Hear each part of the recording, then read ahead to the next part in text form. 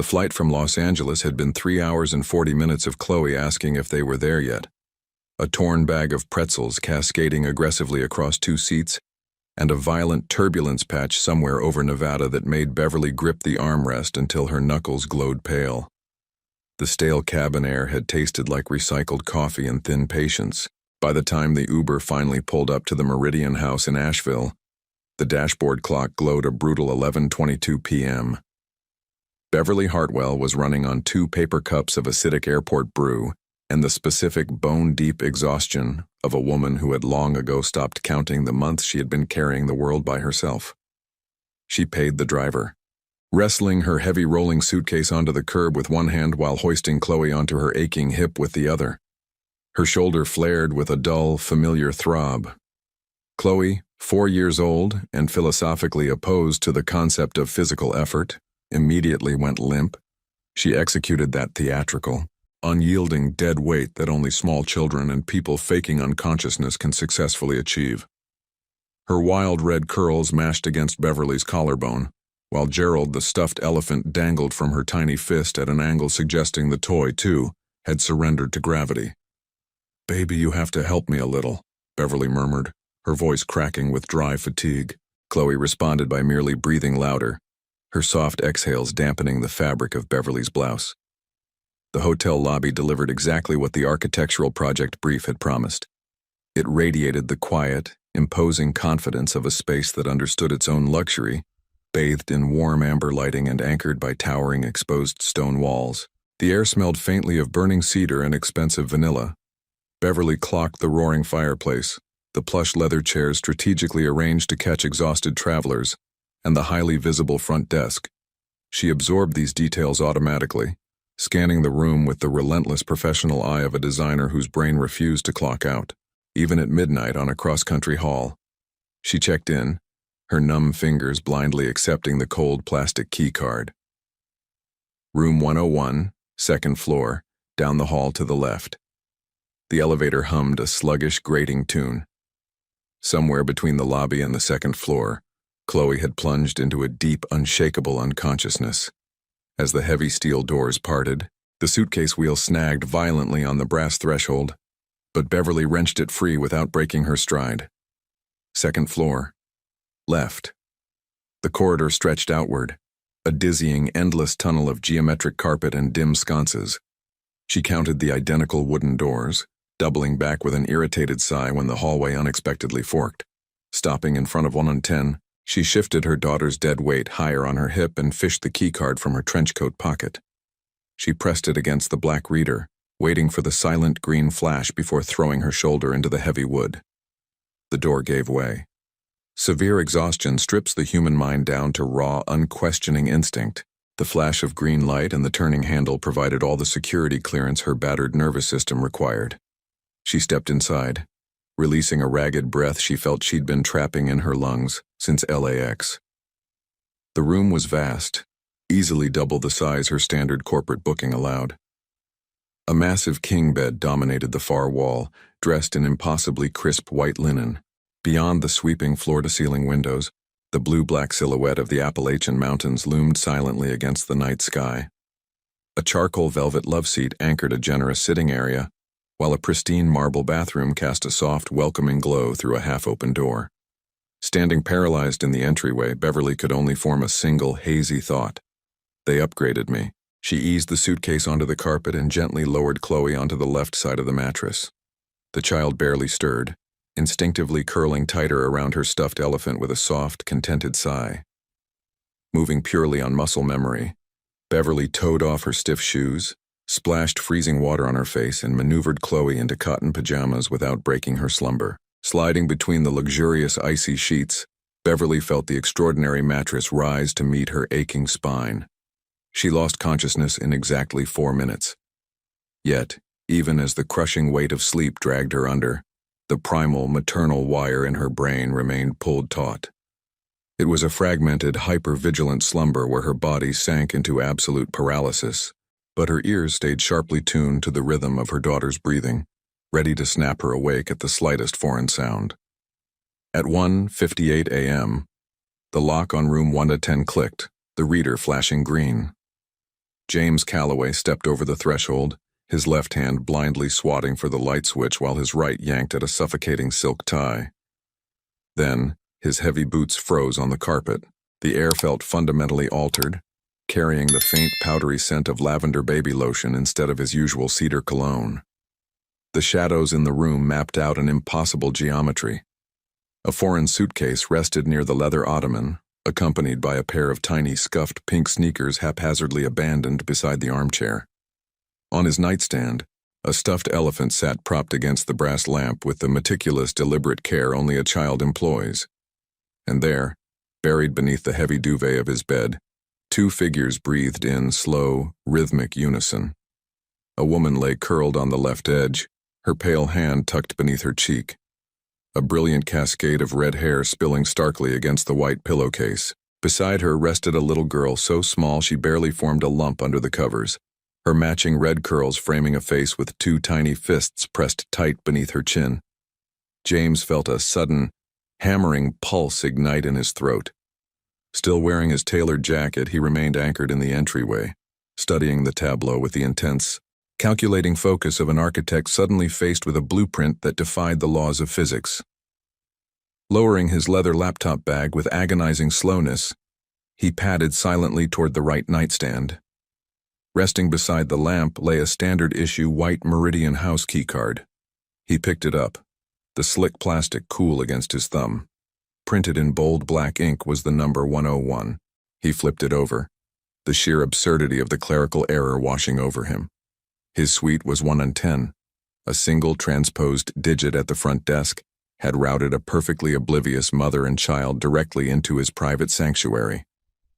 Logic dictated an immediate intervention.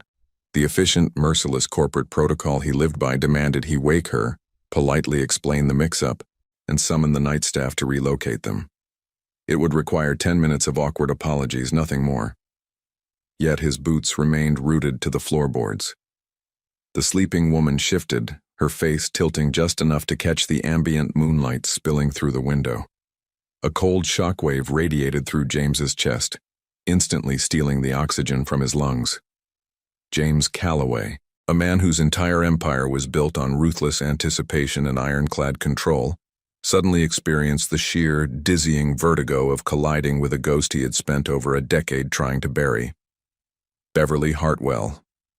She was the same Beverly who had dominated the design program at USC 2 years ahead of him.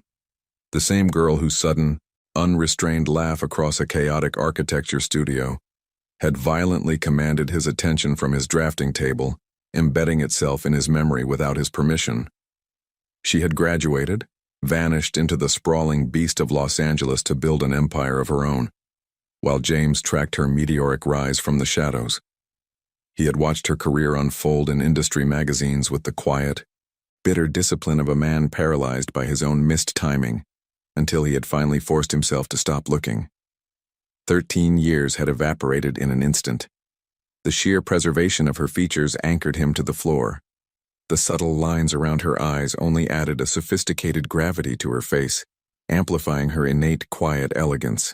She maintained that same intimidating composure he remembered, radiating a strange sovereignty even while utterly unconscious. The phantom scent of drafting paper and her cheap college perfume threatened to overwhelm his senses, just as the little girl whined softly and burrowed her face deeper into the down pillow.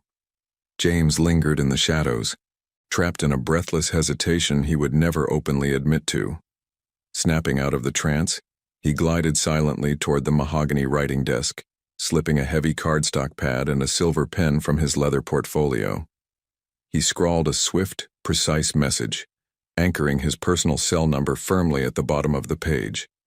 He positioned the note squarely over her phone screen, retrieved a spare master key from the bottom drawer, and hoisted his leather bag.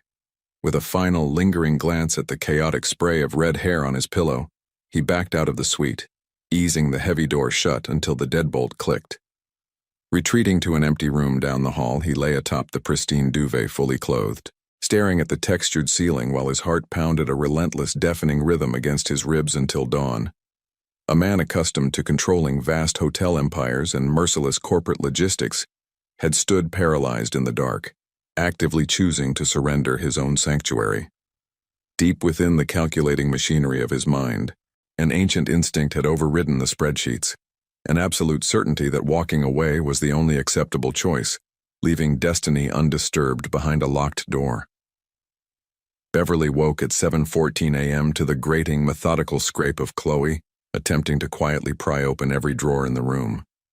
Chloe. Her voice was thick, still buried under layers of deep cycle sleep.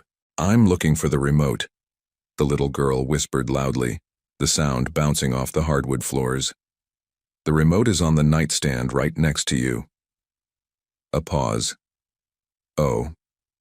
Beverly pressed her face into the pillow for exactly 3 more seconds.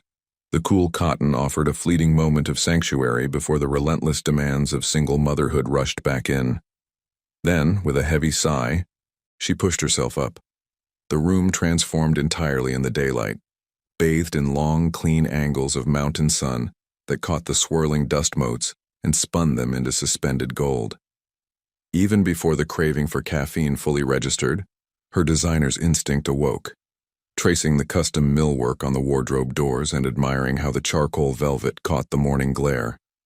And then, the true expansive scale of the room finally registered. Beverly crossed to the wardrobe, her bare feet sinking into the plush rug. She found a heavy terry cloth robe bearing the Meridian House crest, the embroidered threads thick under her thumb. Moving toward the writing desk, she froze. Propped deliberately against the brass lamp was a heavy cardstock note. "You're in room 110. Yours is 101. Easy mistake. The door was already open. No damage done. J.C. Ma's number." She read the jagged ink twice, set the paper down on the polished mahogany, and read it a third time, a cold knot of dread tightening just beneath her ribs. She had slept in a stranger's bed.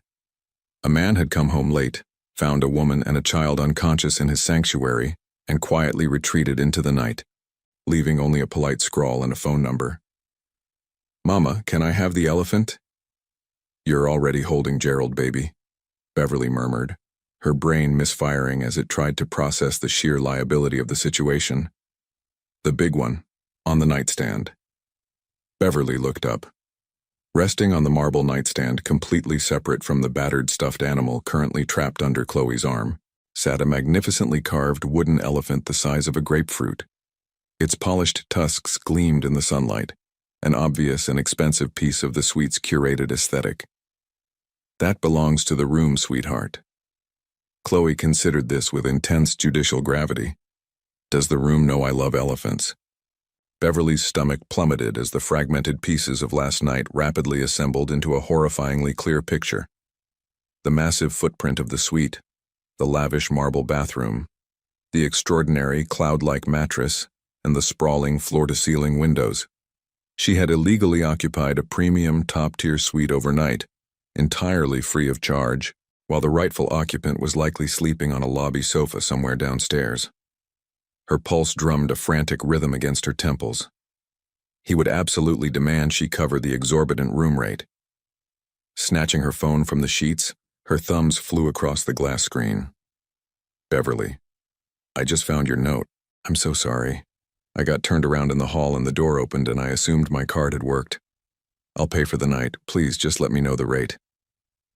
She hit send, immediately dropping to the floor to fold Chloe's discarded travel clothes into the suitcase with the frantic, focused energy of a woman aggressively managing a mild panic attack. Her phone buzzed against the hardwood. "JC, no payment necessary. These things happen. Are you free for breakfast?" Beverly stared at the glowing pixels. She read the words again, waiting for the hidden catch to reveal itself.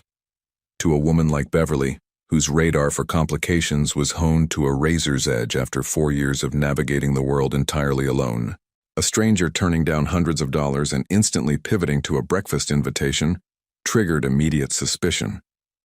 The defensive armor she wore every day warned her to politely decline and flee the premises. Yet, beneath that rigid practicality, a treacherous, deeply buried spark of curiosity flared to life. It was a terrifyingly rare sensation, one she tried to instantly smother under the immediate chaotic necessity of helping her 4-year-old negotiate a morning outfit. But Chloe had already demanded waffles twice, and the gnawing hunger in Beverly's own stomach tipped the scales. Beverly, sure, give me 20 minutes. She wrangled Chloe into a floral sundress with an unprecedented 2 rounds of negotiation, a minor miracle she barely had time to appreciate. She dragged a brush through her tangled red hair, swapped her wrinkled travel clothes for a crisp blouse, and offered the bathroom mirror a single dismissive glance before grabbing Chloe's small hand. The elevator carried them swiftly to the ground floor. The breakfast room branching off the main lobby was an unhurried, sun-drenched sanctuary, smelling richly of roasted espresso and melting butter. Beverly scanned the scattered tables, her grip unconsciously tightening on Chloe's fingers as she prepared her apology. A man seated near the far window rose slowly to his feet. Beverly Hartwell, who had spent the entire morning steeling herself to face a complete stranger, felt the breath violently leave her lungs. She froze, completely paralyzed on the threshold. The deafening rush of blood in her ears drowned out the quiet clatter of silverware around them. 13 years of absolute silence, entirely different coasts, disparate lives, and countless versions of who they had both been at 22 and 25, all collapsing into a single point in space. It had required a transposed room number, a dead card reader, and the blinding, desperate exhaustion of a cross-country flight to engineer this exact collision. The universe had not announced its grand design with sirens or flashing lights. It had simply left a heavy hotel door cracked open in the dark, waiting patiently for her to stumble blindly through it. Beverly. He breathed her name with the heavy, slightly stunned reverence of a man finally speaking a word he had spent a decade quietly rehearsing in the dark. James. Her voice miraculously bypassed the sudden frantic fluttering in her chest, emerging smooth and level. You own this hotel. The chain, technically. A heavy silence stretched between them before the faint shadow of a smile touched the corner of his mouth. This one is my favorite. Standing bathed in the crisp morning light with the jagged Appalachian peaks framing his silhouette, James felt the breath catch in his throat. Time had entirely failed to dilute her. She remained fiercely, undeniably herself, radiating that rare permanence reserved for people who dictate their own gravity.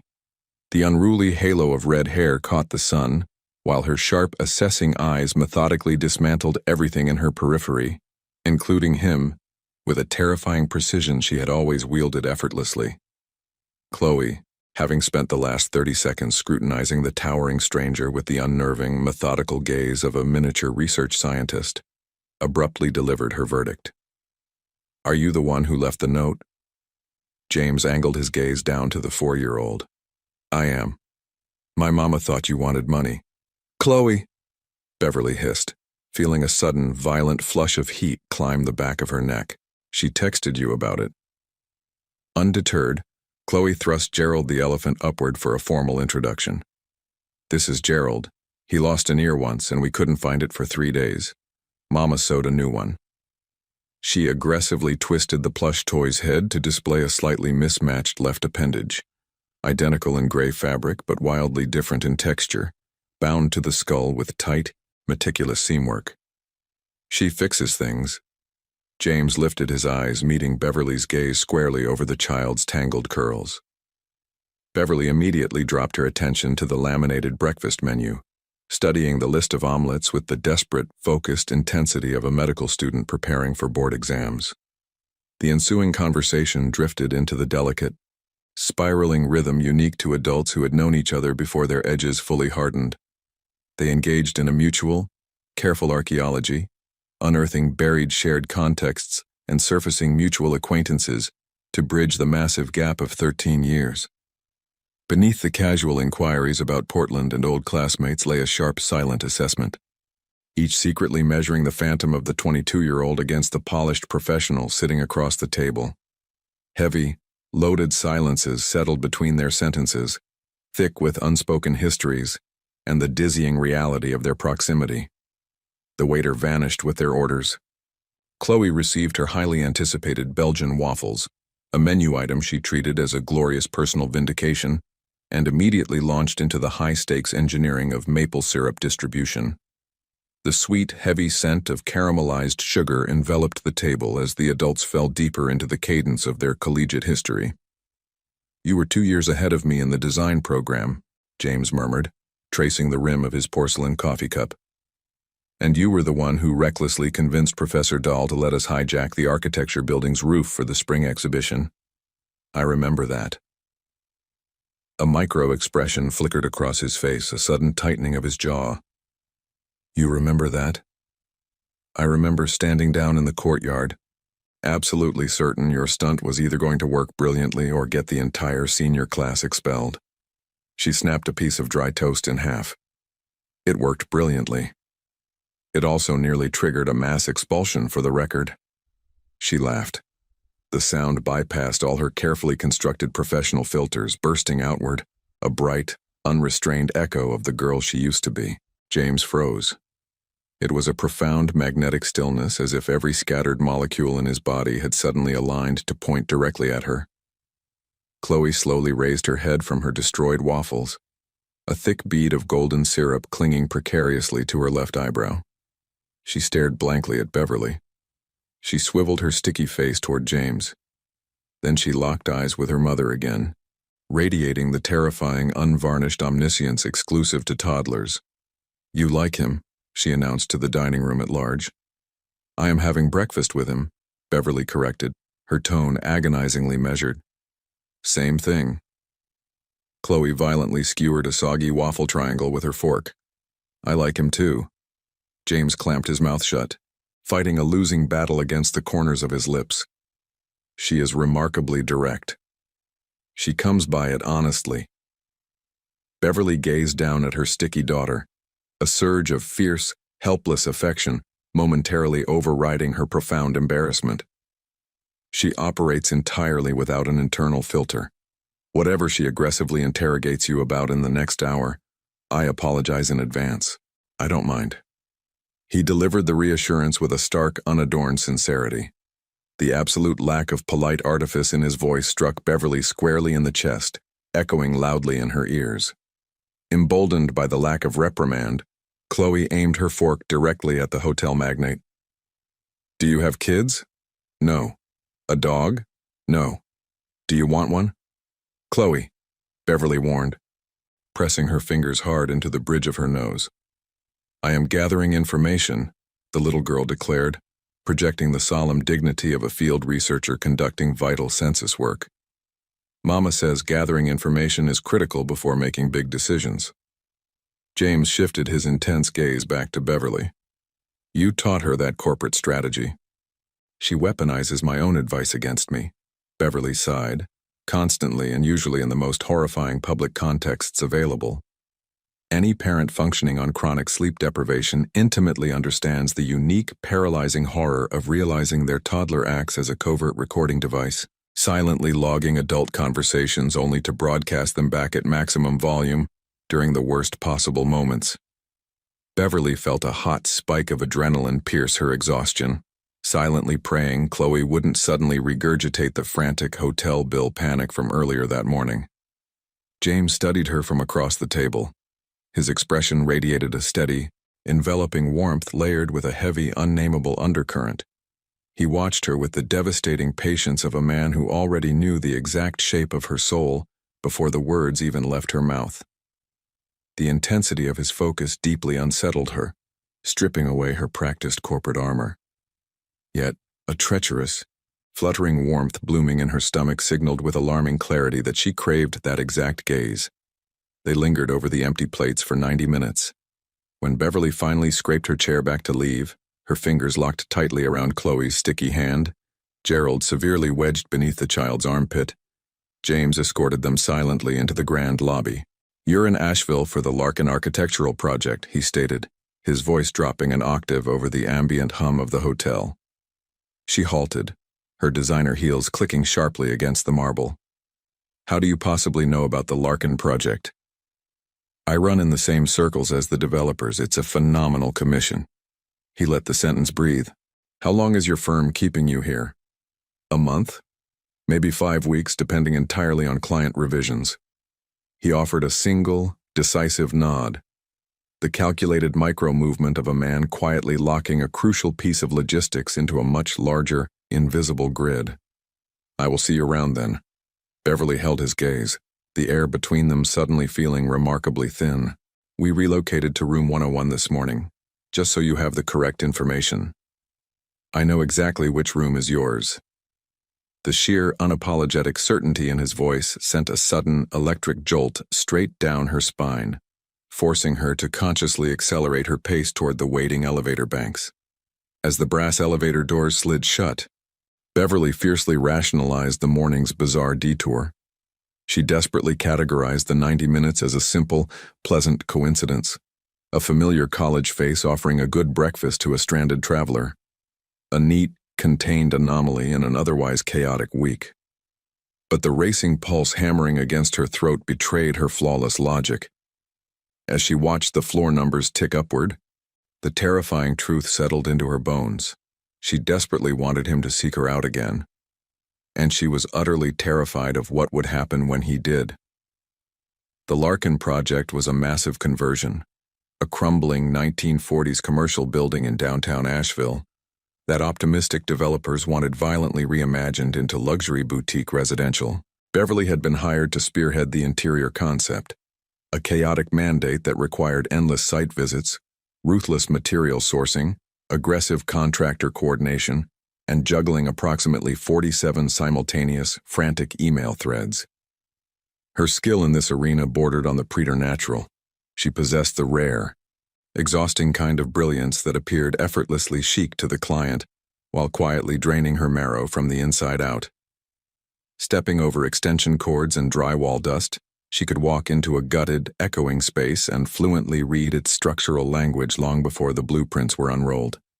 Chloe tagged along for 2 of the initial site visits that week, sporting a miniature, scuffed orange hard hat, a parting gift from an amused foreman on a previous build who had accurately diagnosed her fierce architectural enthusiasm. The 4-year-old marched through the debris, peppering the crew with careful, deadly, serious questions about what the raw spaces were destined to become. "What is that wall going to be?" "We are opening it up, baby. It will be a massive window." "What about that dark one over there?" "That one stays. It is load-bearing." Chloe paused, her small brow furrowing beneath the orange plastic rim. "What does load-bearing mean?" "It means the entire building desperately needs it just to stay standing up." "Oh." Chloe digested the engineering concept with intense solemnity. "Like when you have to hold my hand on the steep stairs." Beverly crouched down, her knees popping softly against the concrete floor. "Exactly like that, sweetheart." There is a profound, staggering clarity in the way a child's mind processes the world, casually dropping devastatingly accurate metaphors while the adults around them spend decades in therapy, trying to articulate the exact same feeling of dependency and gravity. James materialized on Thursday afternoon. Beverly was aggressively reviewing tile samples in the hotel's glass-walled business center. She had successfully conquered a massive corner table, burying the polished mahogany under heavy fabric swatches, jagged finish samples, and a glowing laptop juggling 3 demanding supplier tabs. The faint scent of bergamot and expensive wool shifted the air currents in the room before she even heard his footsteps. She looked up. He halted the moment his eyes locked onto her. It was a microscopic hesitation, a sudden rigidness in his broad shoulders that vanished instantly as he expertly masked the surprise. He smoothly diverted his path to the brass coffee station, projecting the flawless illusion of a man who had definitely entered the room solely for espresso. "Working late?" he murmured, his broad back facing her as the commercial machine hissed. "It is exactly 4 o'clock in the afternoon. I am trapped in board meetings until 9 tonight. This qualifies as late for me." He turned slowly, a steaming porcelain cup in his hand. His dark eyes swept over the scattered table, absorbing the heavy swatches, the stone squares, and the meticulous ordered chaos of her creative process. "The Larkin conversion? I am trying to ruthlessly decide between honed limestone and brushed travertine for the main lobby floors. The pale limestone reads remarkably cleaner against the modern fixtures. However, the travertine radiates a deep foundational warmth. The eager developer is screaming for contemporary, but the actual building is begging for classic." She dropped both heavy stone squares onto the wood with a dull thud. The building usually wins the argument. He closed the distance between them, the heat radiating off his dark suit. Picking up both heavy pieces, he weighed them in his palms with an intense, calculated attention. He wasn't humoring her. His fingers traced the porous grain of the stone with the reverent muscle memory of a true architect. "The travertine," he declared, his voice a low rumble. "Because? Because the building is inherently right. Imposing a contemporary style is merely a fleeting preference, whereas character is fundamentally structural. You cannot possibly retrofit genuine warmth into a cold foundation." Beverly stared up at him, the breath momentarily catching in her throat at the raw truth of his assessment. He set the heavy samples back onto the table and caught her intense gaze.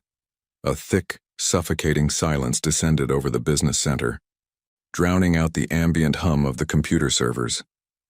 "You have an architecture background," she murmured. It was an absolute statement, entirely devoid of a question mark. "I do not actively practice anymore." A dark, complicated shadow passed over his features. A flash of profound, contained grief he quickly locked away. "I simply invest the capital in the buildings instead. Is that actually the same thing?" "No," he whispered, his eyes turning completely hollow. "It absolutely is not." He retrieved his cooling espresso and lingered at her table for another 20 minutes. They fell into a rapid, passionate debate over the Larkin building, dissecting its iron bones, its structural nightmares, and the decades of accumulated, stubborn personality that developers often tried to mindlessly sand down. He navigated the complex design problems with a sharp, brilliant fluidity that only comes from years of wrestling with genuine architectural failures. When he finally walked away, leaving the faint magnetic scent of his cologne hanging over her fabric swatches, Beverly sat perfectly still for a long time. Her fingers mindlessly traced the porous surface of the travertine sample before she decisively slid it over to the approved pile. On Friday evening, returning from a chaotic dinner with Chloe, they collided with him in the expansive main lobby. He had shed his corporate armor. His suit jacket was missing. The sleeves of his crisp white shirt rolled tight against his forearms as he furiously scrolled through his phone. Chloe locked onto his tall frame from 10 feet away, tracking him with the terrifying, unyielding accuracy of a heat-seeking missile. "James!" He snapped his head up. The harsh, exhausted lines carving up his face instantly melted away, rearranging into an incredibly soft, unguarded warmth that made Beverly's chest violently ache. Chloe skidded to a sudden halt mere inches from his polished shoes. She visibly wrestled with her mother's strict rules regarding strangers before rapidly categorizing James as official family. "We had pasta for dinner," she announced proudly, "with the little round ones." "Tortellini?" he guessed, crouching down slightly to meet her eye level. "Yes." She delivered a deeply appraising look. "Do you enjoy pasta?" "Very much." "What specific kind?" "Anything covered in a truly excellent sauce." Chloe's green eyes went perfectly round. "My mama makes incredibly good sauce. We cook it together on Sundays and our entire apartment smells exactly like garlic and tomatoes." She swiveled her head toward Beverly. "Can James come over for sauce Sunday?" "We are living in a hotel right now, baby. We do not have a kitchen." Beverly deflected, her face burning with a sudden, intense heat. "Oh." Chloe meticulously cataloged this devastating geographical tragedy. Then, radiating the terrifying strategic patience of a seasoned chess player, she countered, "What about when we finally go home?" Beverly desperately sought James's eyes over the chaotic spray of her daughter's red curls. His face had achieved a heroic, almost agonizing state of pure neutrality, though his jaw twitched violently with suppressed amusement. "We will see," Beverly muttered firmly. It was the universal maternal code for a hard no, a hollow stalling tactic Chloe instantly filed away, recognizing a weak negotiating position when she heard one. Later that night, with Chloe finally breathing heavily in the dark, Beverly sat paralyzed by the towering floor-to-ceiling window. Her laptop glowed completely untouched on the desk, She could not stop obsessing over the profound, undivided way he had looked down at her daughter, replacing the strained, careful politeness of a wealthy bachelor merely tolerating a noisy child in his lobby. He had projected an unmistakable, fierce, and genuine interest. He had looked at Chloe as if she were an actual, fully formed human being whose tiny opinions carried immense weight in the world. Beverly was entirely, dangerously unprepared for how swiftly that quiet respect completely unraveled her defenses. The terrifying reality of falling for someone rarely involves a dramatic leap. It is the sickening, breathless realization that you are already suspended midair. Beverly had never intentionally approached the precipice. She had simply been standing securely on solid ground, and the earth had quietly fractured beneath her feet, leaving her desperately trying to calculate exactly when the safety of the ledge had disappeared behind her. She recognized this silent catastrophe sitting alone by the cold glass, staring out into the vast, crushing dark of the Appalachian Mountains while her screen projected a useless white glare. And confronted with that terrifying, plummeting realization, she chose absolute paralysis, because doing absolutely nothing was the only surviving shred of logic she had left. The expedition to the rooftop terrace had technically been Beverly's idea. She had casually mentioned the open-air space in passing after her initial walkthrough, clinically filing it away in her mind as a brilliant but tragically underutilized design choice. James naturally had offered to unlock the heavy service doors long after standard operating hours. Armed with a glowing baby monitor and a desperate craving for the crisp, high-altitude air, she stepped onto the concrete deck to find him already waiting in the shadows, 2 heavy crystal wine glasses resting on the brick parapet. The Appalachian Mountains loomed in the distance, projecting a massive, silent gravity. They were ancient and sprawling, swallowing the horizon with a quiet, crushing indifference that forced the tight defensive coil in Beverly's chest to finally unravel into a slow, measured breath. 3 floors below, Chloe was deeply unconscious. The plastic monitor sat anchored on the low masonry wall separating James and Beverly, its steady green LED piercing the gloom. They drifted through a quiet, unhurried conversation, navigating the safe, shallow waters of her ongoing project, a historic property he was aggressively eyeing in Savannah, and the shifting architectural landscape of Los Angeles.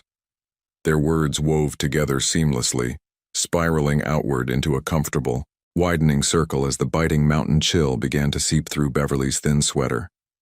Somewhere deep into the second pour of Cabernet, lulled by the hypnotic, inky vastness of the tree line, Beverly felt a locked vault inside her suddenly swing wide open. Her father absolutely refused to be a part of it. James remained perfectly still, letting the heavy silence absorb the shock of her sudden confession. When I found out I was pregnant, he panicked. He possessed a terrifying, absolute certainty about remaining childless, and he made that violently clear. She fixed her gaze on the jagged peaks, her fingers anxiously tracing the condensation on her wine glass.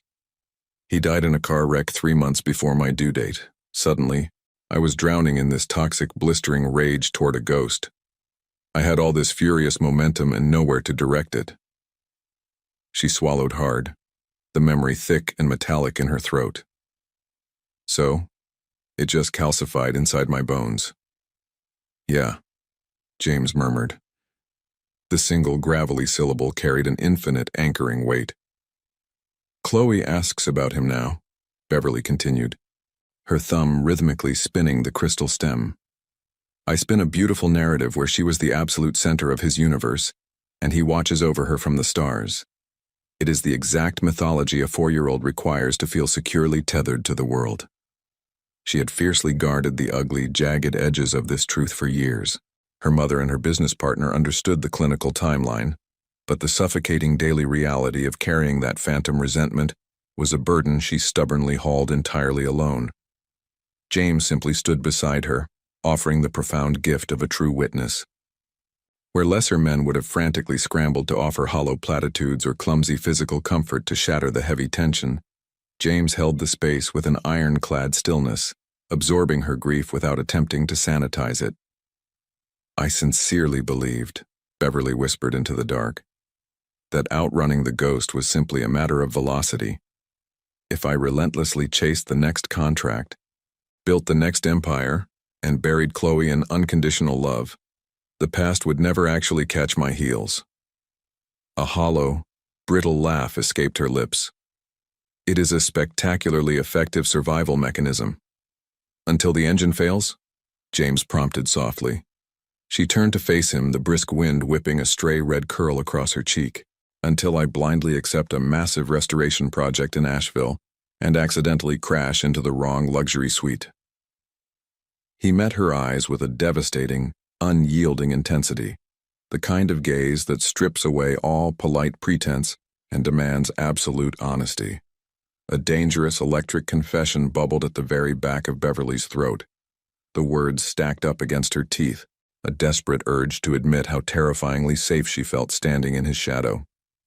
Yet the brutal discipline of a woman who intimately knew the catastrophic price of vulnerability slammed the vault shut. "What about your empire?" She deflected smoothly, steering the conversation back onto solid professional ground.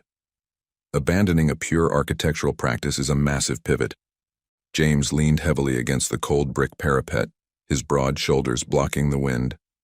"My father poured the foundation for the very first Callaway hotel when I was 7 years old. He dragged me across active construction sites every weekend. I gravitated toward drafting because concrete and steel were my native languages, and drawing the blueprints felt like the natural evolution of that." He watched the dark crimson liquid swirl violently in his glass. "However, the true addiction lies in the operation. Breathing life into a static structure and watching thousands of people seamlessly interact with your creation became the ultimate obsession. Do you ever crave the drafting table?" He treated the inquiry with a heavy, solemn respect. "I deeply miss the aggressive problem-solving. I absolutely abhor the isolation." "You view architecture as an isolating pursuit? The crucial phases demand it. You are agonizing over permanent structural decisions that will dictate the flow of countless lives, and you are executing those choices entirely alone in a sterile studio." He took a slow, deliberate sip, his dark eyes locked onto hers. "I vastly prefer standing inside the living room." The plastic monitor continued its rhythmic, reassuring pulse. The sprawling mountain range maintained its pitch-black sovereignty. As the midnight air settled around them, thick and highly charged, Beverly became acutely aware of her own body. At some undocumented point during the long silence, she had drifted closer to the precipice. A mere fraction of an inch separated her trembling shoulder from the solid, radiating warmth of his arm. She held her ground. James remained perfectly, devastatingly planted. True narrative turning points rarely arrive with the crash of cymbals or cinematic lightning. They manifest in the suffocating, magnetic space between two people standing on the absolute edge of a freefall. The physical distance evaporating between them was no longer a matter of simple geography. It had transformed into a terrifying test of endurance and nerve. The profound gravity of what remained unspoken hung between them like thick, suffocating wood smoke, a dense, palpable truth filling the dark space, binding them together far more securely than any spoken confession ever could. When they finally retreated from the rooftop, the architecture of their relationship had fundamentally fractured and rebuilt itself into something entirely inescapable. The heavy scent of roasted espresso and toasted brioche had become a permanent anchor in their chaotic Asheville routine. They occupied the third table from the window, a strategic location dictated entirely by Chloe's ironclad opinions regarding the optimal sightline to the waffle buffet and the exact angle of the morning sun. Beverly had long ago surrendered any attempt to negotiate this highly specific real estate. James materialized through the glass double doors on a crisp Tuesday morning. His broad shoulders cut a familiar, imposing silhouette against the bustling lobby. Given his relentless schedule of early hotel meetings, his presence in his own dining room made perfect logistical sense. Yet over the agonizing span of 3 weeks, Beverly had tracked a dangerous, undeniable pattern. He would enter, scan the crowded room, lock eyes with them, and make a highly calculated choice. He was a man whose entire empire rested on ruthless, deliberate decisions, and today was no exception. He strode directly to their table, pulling out the mahogany chair opposite Chloe. "Good morning," he murmured, his deep voice vibrating smoothly over the ambient clatter of silverware. Chloe paused, suspending a dripping spoonful of beige mush in midair. "James, we are having oatmeal." "I can see that. I absolutely despise the skin." "The what?" James furrowed his brow, leaning in slightly. "When it gets that weird, gross skin on top." She pointed a sticky finger at her bowl. "Mama scrapes it off." "Every single time?" "Every time." Chloe shoved the spoon into her mouth, chewing with the supreme satisfaction of a monarch whose demands were always flawlessly executed. "She fixes everything." James flicked his dark eyes toward Beverly. Instantly, Beverly found herself deeply, desperately fascinated by the pulp floating inside her glass of orange juice, stubbornly refusing to meet his gaze. The dining room hummed with the thick, insulating noise of a morning rush. Heavy suitcases rattled over the tile as a large tour group checked out, a quiet couple huddled near the roaring fireplace, and a businessman violently rustled his newspaper at the mahogany counter. The chaotic, layered acoustics provided the perfect, deceptive cover. Naturally, Chloe assessed these conditions as the ideal tactical environment for a direct strike. The little girl meticulously rested her silver spoon against the porcelain rim. She fixed James with the terrifying, crystal-clear focus of a scientist who had finally solved a complex equation. "James?" He took a slow sip of his black coffee. "Are you going to be my daddy?" The rest of the breakfast room obliviously carried on at its standard cheerful volume, but an absolute, suffocating vacuum immediately swallowed their three-person table. The air pressure violently dropped, ringing in Beverly's ears like the sudden, deafening silence following a gunshot. Her glass of orange juice locked rigidly in midair, a single drop of condensation tracking slowly down her paralyzed wrist. Across the table, James turned to solid stone. Chloe casually observed their mutual paralysis with the patient, unblinking curiosity of someone awaiting a perfectly logical answer to a perfectly logical question. "Chloe?" Beverly choked out, her throat suddenly constricting like dry paper. "Where on earth did that—" "You smile the exact same way," Chloe interrupted, wielding the flawless, devastating logic of a toddler. "Whenever he sits here, your face does the sauce Sunday smile. And he fixes things too." He fixed the broken elevator button on the second floor. I watched him point at it and tell the maintenance man. He simply reported a mechanical issue to the staff. Beverly scrambled, her heart hammering wildly against her ribs. "That is entirely different from, he noticed it was broken in the first place," Chloe countered, utterly unbothered by the corporate distinction. "That is the exact same thing." James clamped his mouth tightly shut. A heavy, prominent muscle ticked violently along his jawline. Beverly kept her eyes aggressively locked onto the tablecloth, utterly terrified of reading the complex, smoldering expression she could feel radiating from his side of the table.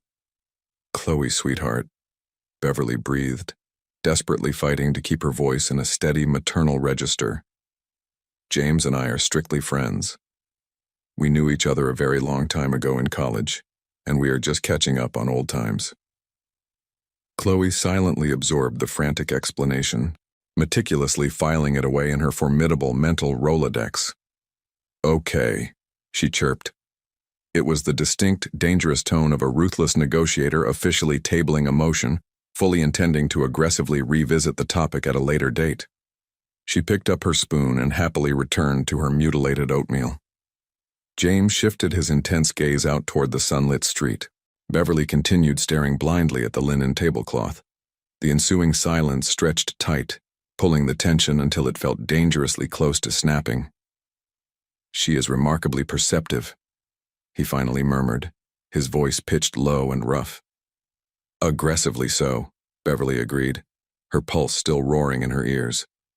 The elevator button was actually suffering from a fractured internal hinge. Just for the official record. Fascinating to know.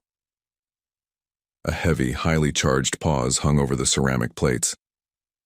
"I do pride myself on fixing things," he added quietly, his dark eyes fixed firmly on his black coffee. I am not entirely sure she is wrong about the rest of it either. Beverly's head snapped up.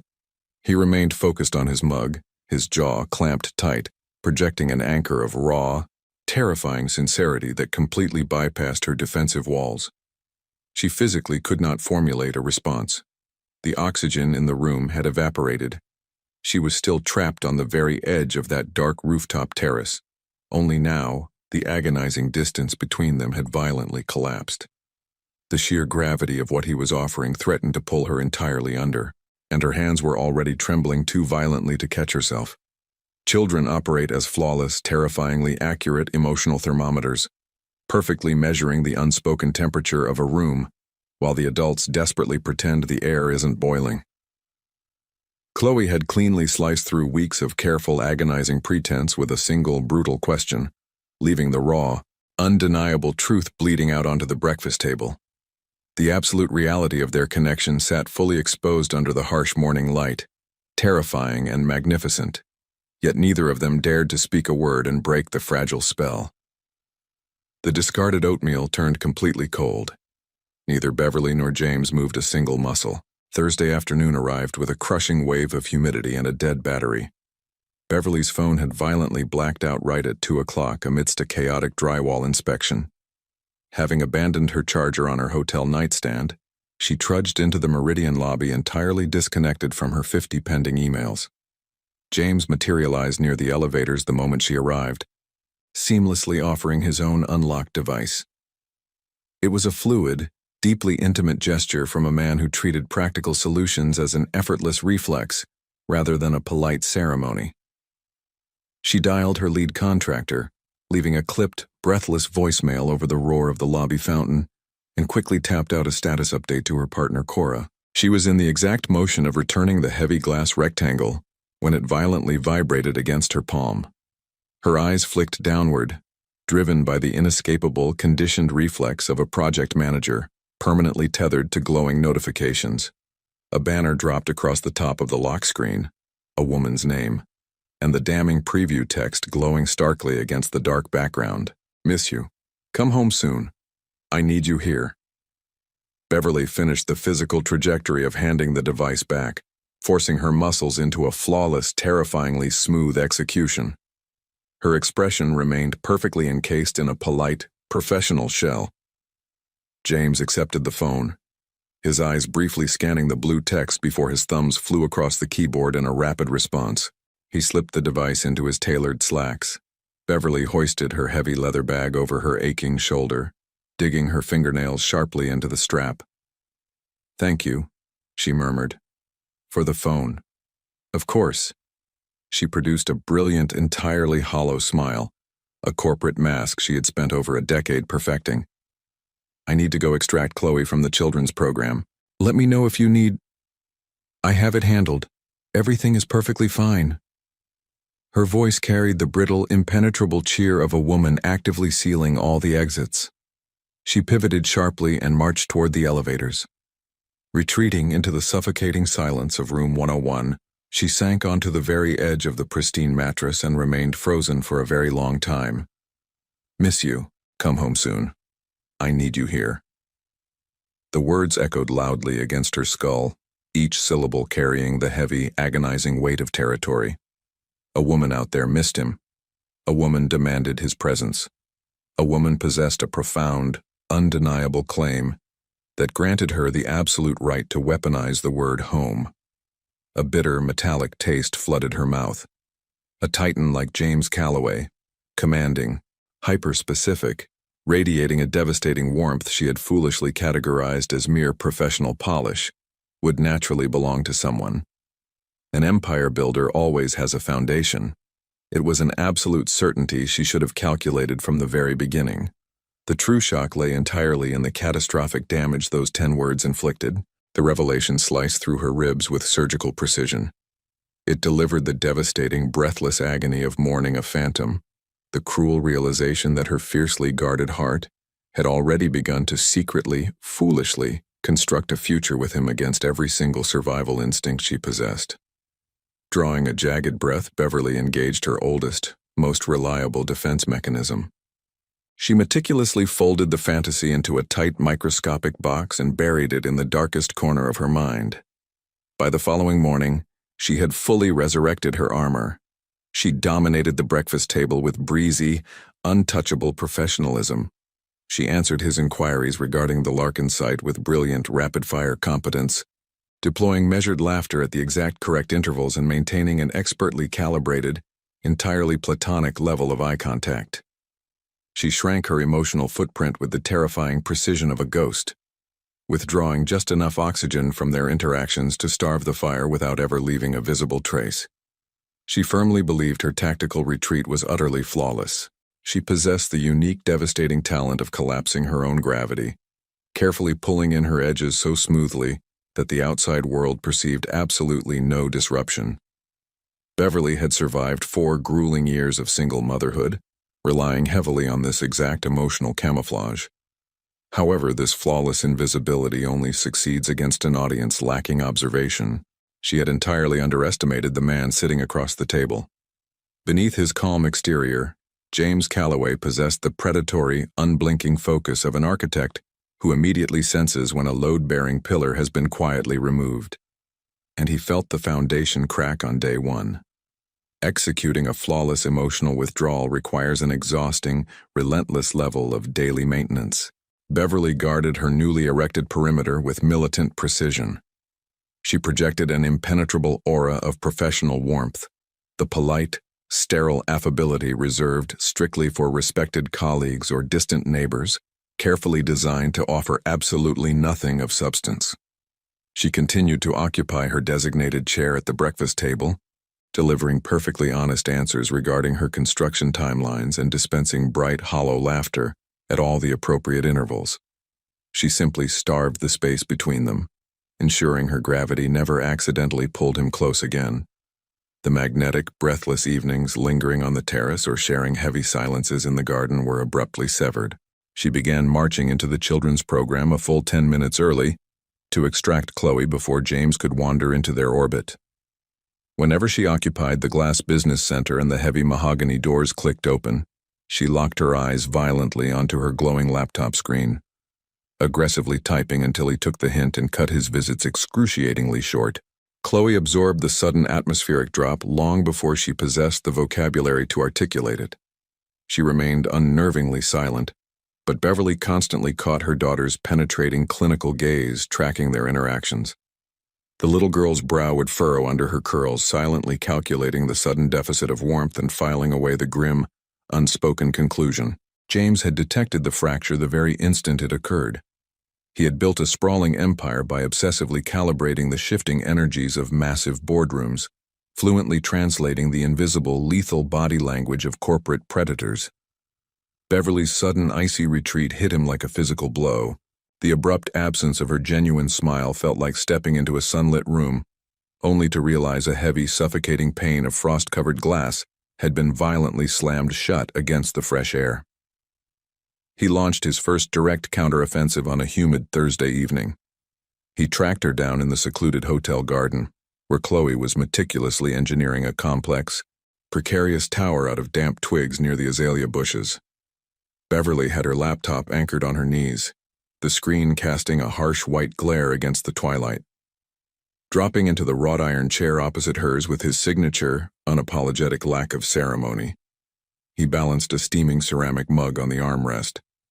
"You have been entirely different this week," he stated, his gravelly voice slicing cleanly through the drone of the cicadas. "Have I?" she countered, layering her tone with a toxic, breezy curiosity. "I am staring down a brutal deadline. The lead contractor aggressively pushed back the entire East Wing installation, and I have been frantically recalculating the massive material schedule." "Beverly." She snapped her jaw shut. He pinned her under a devastating, patient stare. He offered no aggressive push or corporate pressure. He merely deployed the heavy, agonizing stillness of a man demanding a shred of raw honesty. "Is everything actually okay?" He pressed softly. Meeting his dark eyes, a violent, desperate urge to confess the truth clawed at her throat. Admitting her agony meant confessing that the fragile, terrifying hope had genuinely existed, It meant vocalizing that against every single feral survival instinct keeping her afloat, she had desperately wanted him. Worse, speaking the words would force her to endure the sickening sight of his beautiful features twisting into the polite, agonizing pity of a taken man, gently rejecting a foolish mistake. "Everything is perfectly fine," she lied smoothly. "I genuinely apologize if I have seemed hopelessly distracted.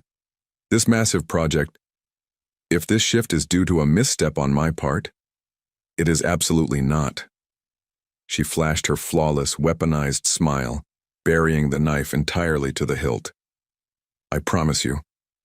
Chloe paused her intricate landscaping, lifting her dirt-smudged face to study James, then swiveling her sharp green eyes back to her mother. With the grim, silent judgment of a tiny jury foreperson, she deliberately snapped a twig in half and added it to her pile. James swallowed his black coffee and shifted his heavy gaze toward the jagged Appalachian silhouette. He held his ground for another agonizing 20 minutes, radiating the dense, stubborn gravity of a man refusing to abandon a condemned building until the final pillar collapsed.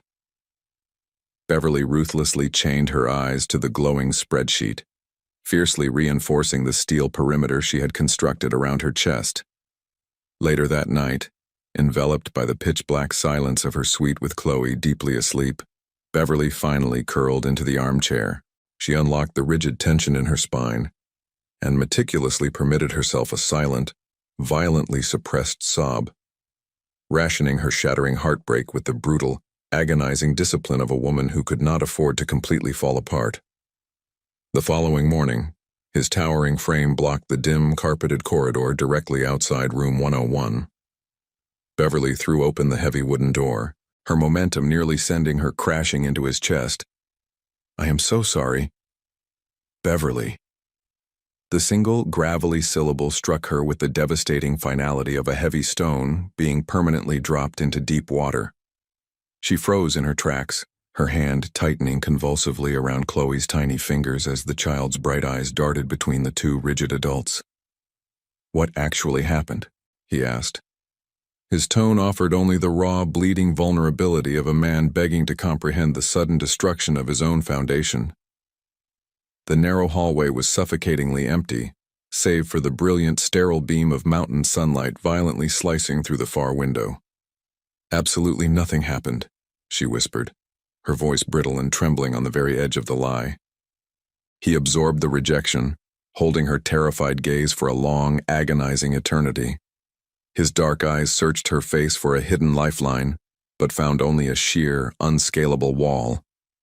"Okay," he finally murmured, his voice hollowed out and utterly defeated. He shifted his broad shoulders back, pressing himself flat against the patterned wallpaper to surrender the path. They brushed past him in a heavy, funereal silence. Beverly marched blindly toward the elevator bank, violently hammering the brass call button. As she stared at her own distorted, pale reflection in the brushed steel doors, the crushing reality of her victory finally shattered her. The most catastrophic, agonizing damage rarely stems from the brutal act of severing a bond. True devastation arrives in the exact moment the person you are desperate for quietly accepts your rejection with absolute, undeserved grace. James had handed her the clean exit she demanded, and his profound, devastating kindness instantly became the sharpest blade she had ever buried in her own chest. James tracked her down in the glass-walled business center on a rain-slicked Friday morning. He moved with the terrifying, undeniable gravitational pull of a man who had finally shattered his own restraint and possessed absolutely no intention of being talked off the ledge. Beverly snapped her eyes upward the second the heavy mahogany doors parted. The sudden, aggressive shift in the atmospheric pressure violently seized her lungs, forcing her to blindly slam her laptop shut. Chloe was safely finger-painting downstairs in the children's program, leaving them entirely, dangerously isolated. He claimed the leather chair opposite hers with a heavy, final thud. "I demand you tell me exactly what fractured between us," he rasped, his voice a low, commanding baritone that vibrated against the polished table. "The unvarnished truth."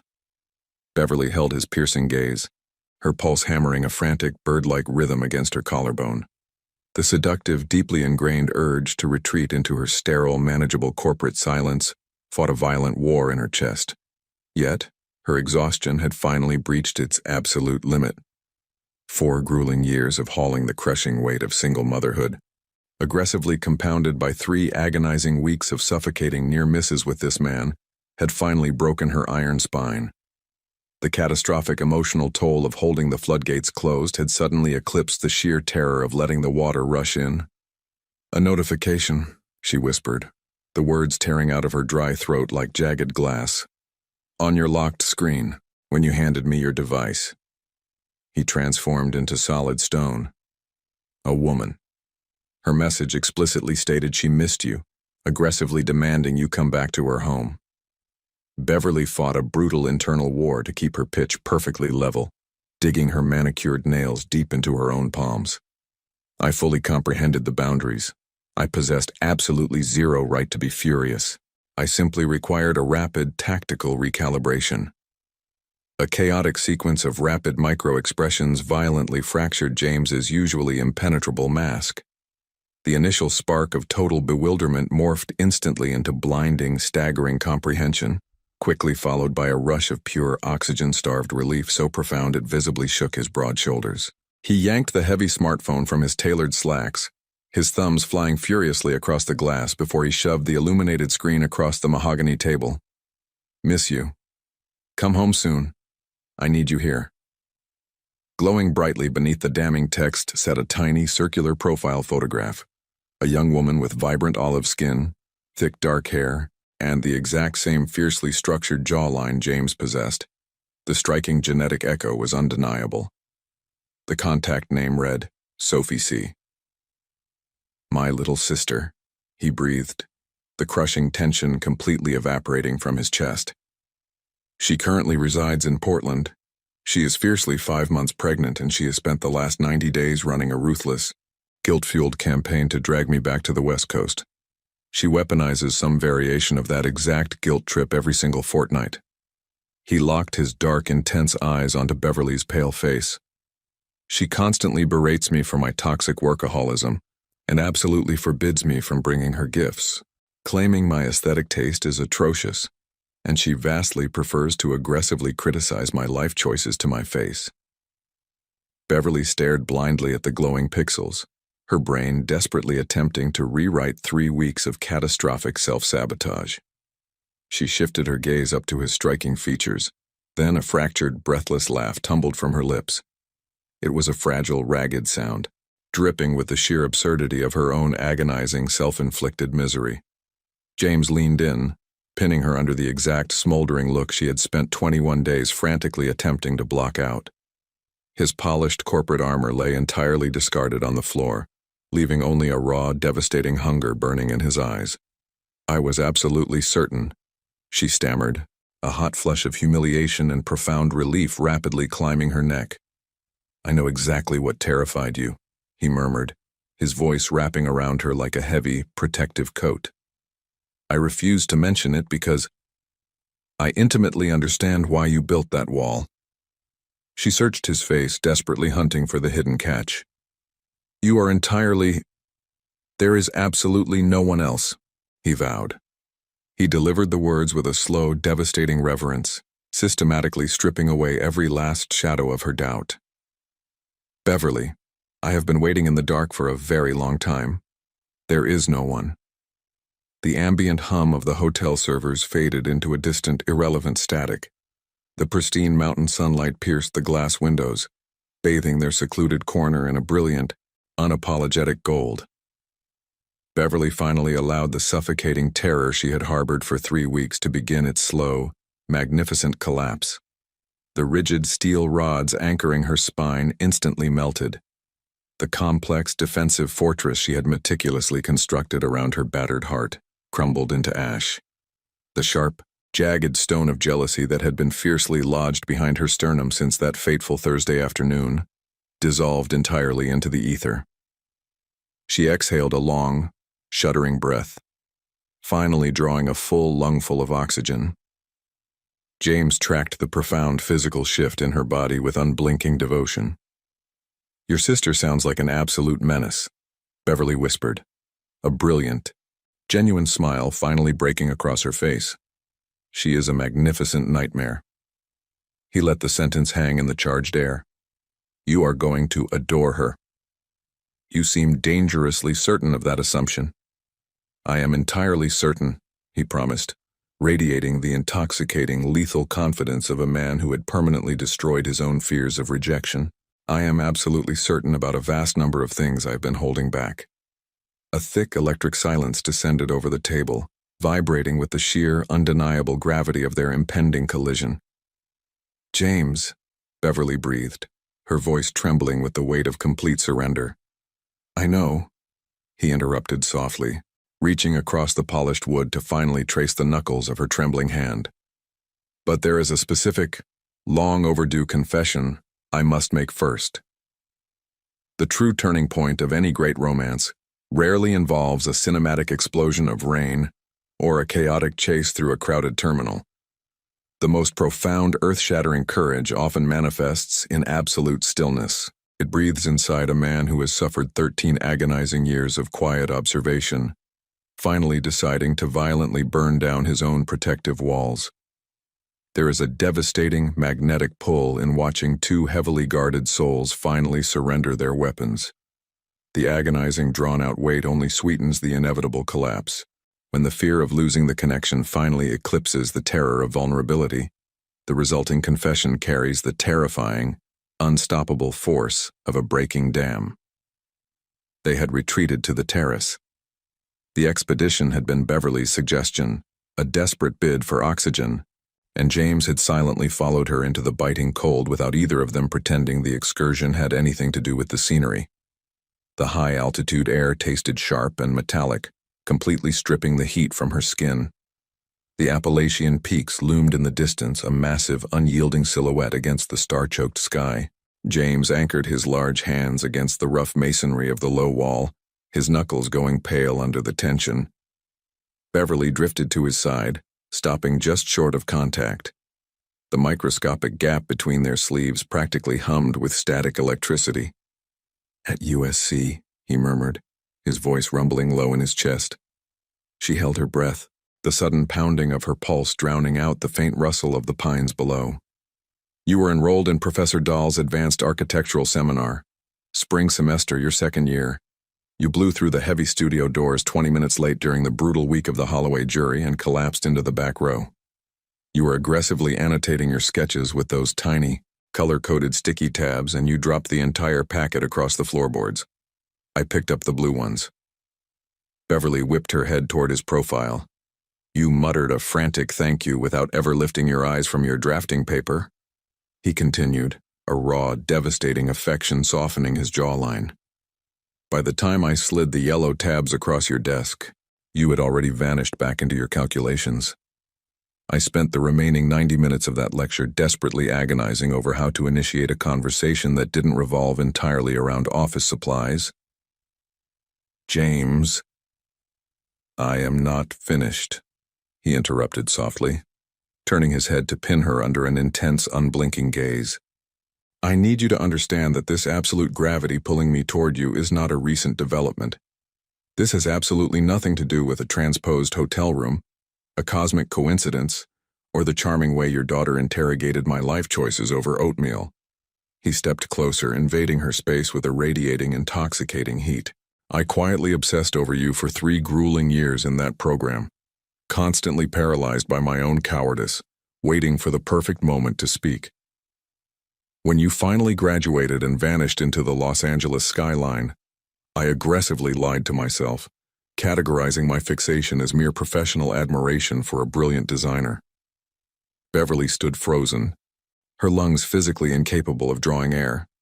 13 years evaporated, he whispered, the profound weight of a decade's worth of regret heavy on his tongue. I poured concrete, erected towers, and eventually abandoned the drafting table to buy the very land they stood on. I brutally optimized every single facet of my existence, yet, the one foundational element I never successfully engineered, the exact failure my sister ruthlessly weaponizes against me, was finding the person who made the empty rooms bearable. He pivoted to face her completely, framing his broad shoulders against the ancient, indifferent mountains. And then, by some absolute miracle, You stumbled blindly into my private suite. You invaded the wrong room, yet I will spend the rest of my life aggressively arguing it was the only correct destination you could have possibly reached. Beverly swallowed hard, a violent, aching knot tightening right behind her sternum. You were so deeply asleep, he confessed, his voice dropping to a gravelly, reverent hush. You and your little girl were buried under my duvet, radiating this undeniable, shattering sense of belonging. I stood completely paralyzed in the entryway. I own this entire skyscraper, yet I physically could not force myself to wake you, because every instinct in my blood warned me that breaking the spell would destroy my only chance before I even spoke my name. So, I cowardly retreated and left a note on the nightstand. You left me a clerical correction about a room number, she breathed. I deliberately abandoned my personal cell number inches from your hand, he corrected fiercely. I was practically begging you to use it.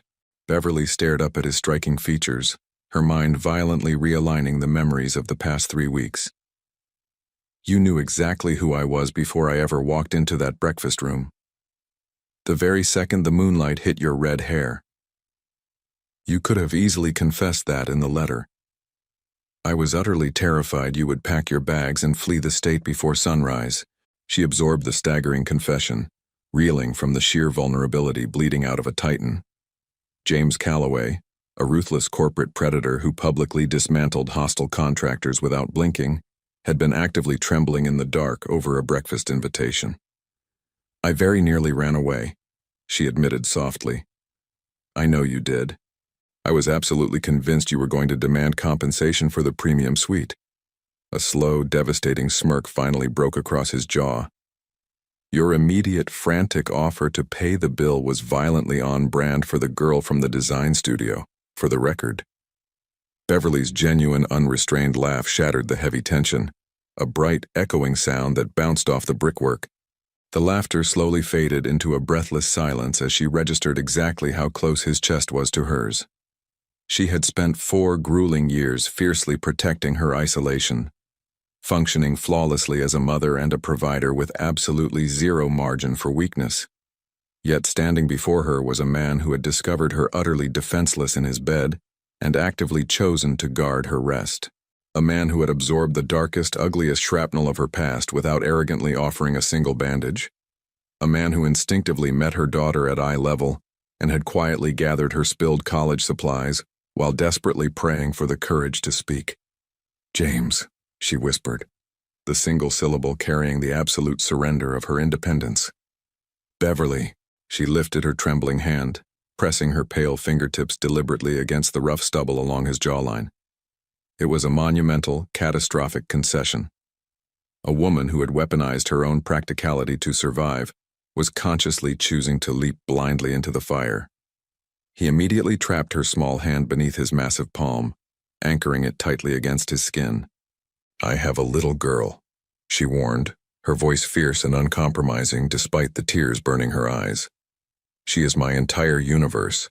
She will always come first regardless of whatever this becomes. I know, he swore, his thumb gently stroking her knuckles. I am absolutely not asking to eclipse her. I am simply begging for permission to stand beside you both. Beverly studied his dark, sincere eyes for one final suspended heartbeat before she finally closed the agonizing gap. Their lips collided with a slow, searing heat. It wasn't a frantic, cinematic collision designed to magically erase her trauma. It was a profound, deeply anchoring claim. His large hand slid into the heavy mass of her red hair, tilting her head back as she released a jagged, trembling exhale straight into his mouth. The ancient mountains remained perfectly indifferent, silently holding the sprawling darkness as they had for millennia. 3 floors below, safely tucked beneath the pristine white duvet of room 101, a 4-year-old girl remained deeply unconscious, her small fingers curled securely around a battered gray elephant. She slept in blissful ignorance, completely unaware that her aggressive, terrifyingly accurate Tuesday morning breakfast prophecy was actively cementing itself into permanent reality high above her head. 13 agonizing years of missed connections, a violently malfunctioning keycard reader, a dead cell phone battery, and an aggressively persistent pregnant sister in Oregon had all flawlessly conspired to engineer this exact collision. The universe operates with a profound, almost mocking patience. Yet, the true miracle of their collision did not lie in the grand, sweeping cosmic orchestration. It lived entirely in the devastating, silent bravery of a man who simply chose to show up and stubbornly refused to leave. The loudest, most magnificent acts of courage rarely involve roaring declarations. They are found in the quiet, terrifying decision to finally step out of the shadows, plant your feet on the concrete, and promise to endure whatever storms come next. 6 months had evaporated, leaving behind a brittle, biting December chill. The Asheville Regional Airport was an intimately scaled building, a rare terminal where the glass-fronted arrivals gate was perfectly visible straight from the concrete drop-off loop. James anchored himself near the security exit, burying his broad hands deep into the pockets of his tailored wool coat. He projected his signature, imposing stillness, a flawless corporate illusion masking the violent, relentless anticipation hammering against his ribs. He caught the chaotic frequency of her voice long before her tiny silhouette breached the sliding doors. "James!" A blur of wild red curls and frantic energy tore through the weary crowd of travelers. Chloe executed a full, reckless sprint across the scuffed linoleum, her battered stuffed elephant violently swinging from her left fist.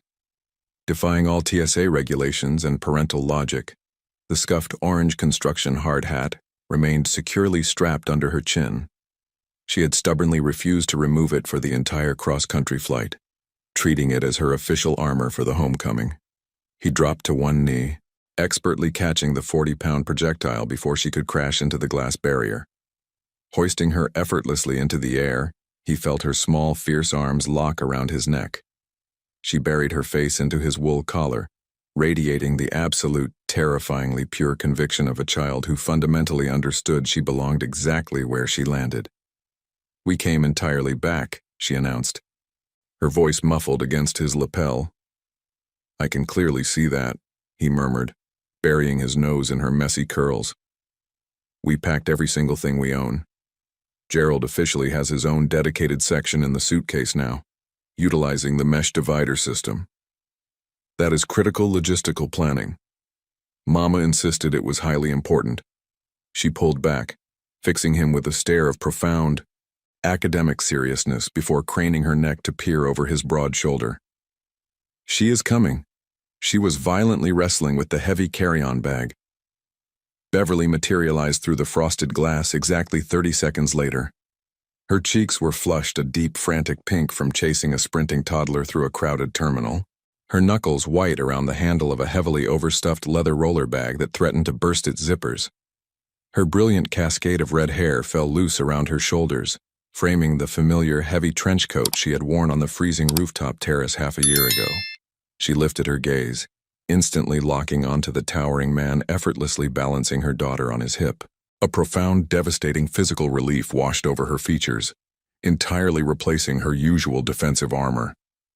It was the breathtaking, unguarded expression of a weary traveler, finally dropping her heavy bags at the front door and recognizing the absolute safety of sanctuary. She abandoned the heavy suitcase on the tile, crossing the remaining distance with a desperate, unhesitating stride. James shifted Chloe's weight smoothly to his left arm, opening his right side to receive her. Beverly collapsed into the solid curve of his chest, fitting perfectly against his ribs as if her body had spent the last 6 agonizing months meticulously memorizing the exact protective dimensions of his embrace. "Hi," she breathed, the single syllable cracking with unshed tears. "Hi," he echoed, pressing his lips fiercely against her hairline. Chloe evaluated the tight embrace with the supreme, arrogant satisfaction of a lead researcher watching a complex, long-term hypothesis yield flawless results.